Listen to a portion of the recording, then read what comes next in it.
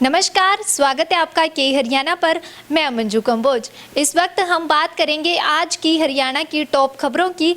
तो सबसे पहली खबर आपको बता दूं कि आज रोहतक जिला परिषद चेयरपर्सन के पद पर फैसला हो सकता है।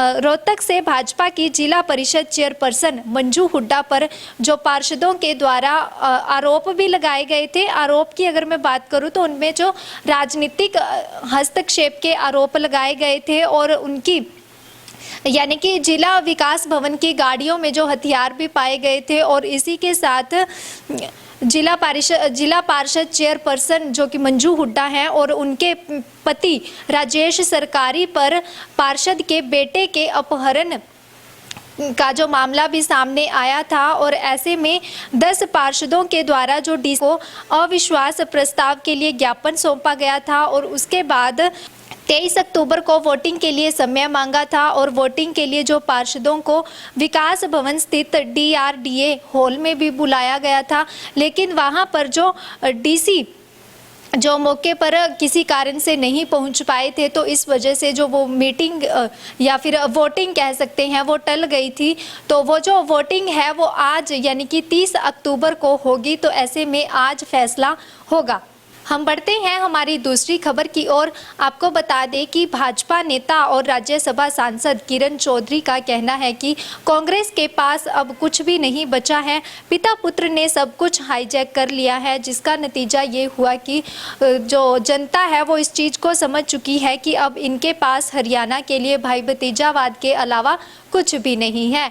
और वहीं पर चुनाव के दौरान कांग्रेसियों में इतनी ज़्यादा जो काट कटाई देखने को मिली थी कि उनको लगता था, किरण चौधरी को लगता था कि अगर भूपेंद्र सिंह हुड्डा सीएम बन गए या फिर अगर कांग्रेस पार्टी बन गई तो बड़ी मुश्किल पैदा हो जाएगी। और साथ ही उन्होंने कुमारी शैलजा के लिए भी कहा था अगर ये सीएम बन गई तो भी बड़ी मुश्किल पैदा हो सकती है। हम बढ़ते हैं हमारी तीसरी खबर की ओर। आपको बता दें कि सीएम नायब सिंह सैनी ने पानीपत में मैराथन के बाद जो मीडिया से कहा कि आप लोग कांग्रेस का नेता प्रतिपक्ष ढूंढवाएं। जी हाँ, इस बार जो 20 वर्षों में ऐसा पहली बार हो रहा है कि जो किसी पार्टी को नेता प्रतिपक्ष देने के लिए बड़ी मशक्कत का सामना करना पड़ रहा है।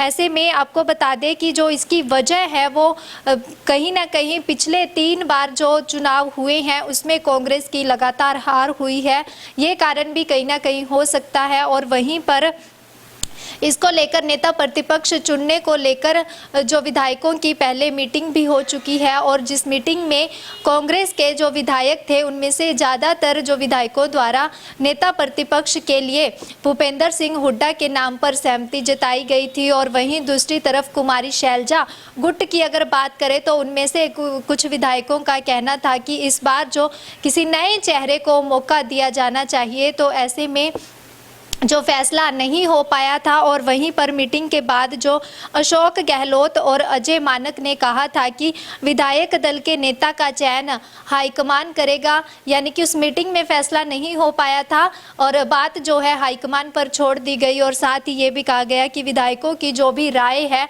वो हाईकमान तक पहुंचा दी जाएगी। बढ़ते हैं हमारी अगली खबर की ओर, जिसमें आपको बता दें कि बढ़ते प्रदूषण को देखते हुए जो कृषि विभाग की ओर से किसानों पर पराली जलाने को लेकर लगातार केस किए जा रहे हैं। वहीं पर दीपावली पर जो पटाखे चलाए भी जा रहे हैं और बेचे भी जा रहे हैं, इससे भी प्रदूषण काफ़ी फैलता है। तो इसी दौरान करनाल के गोगड़ीपुर रोड स्थित Dussehra ground sector 4, sector 12, sector 16 और मुख्य बाजार में भी जो पटाखे बिना लाइसेंस के बेचे जा रहे हैं।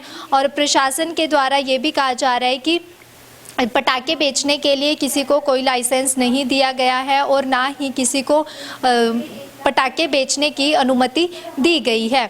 वहीं पर आशा फाउंडेशन के अध्यक्ष अनुज सैनी का कहना है कि 1 सप्ताह पहले गोदामों में और दुकानों पर जो चेकिंग की गई थी पटाखों को लेकर, तो ऐसे में किसी भी दुकान पर ना कोई लाल पटाखा पाया गया और ना ही जो हरा पटाखा पाया गया है।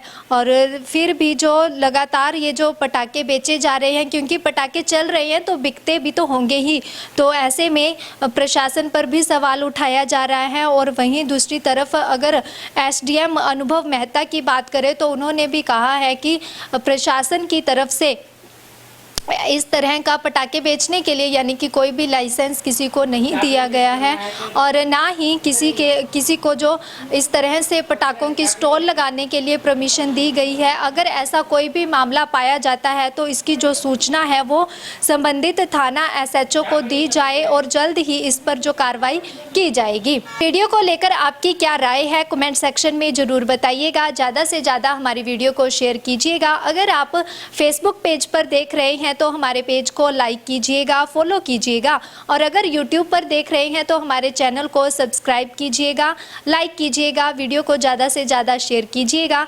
धन्यवाद।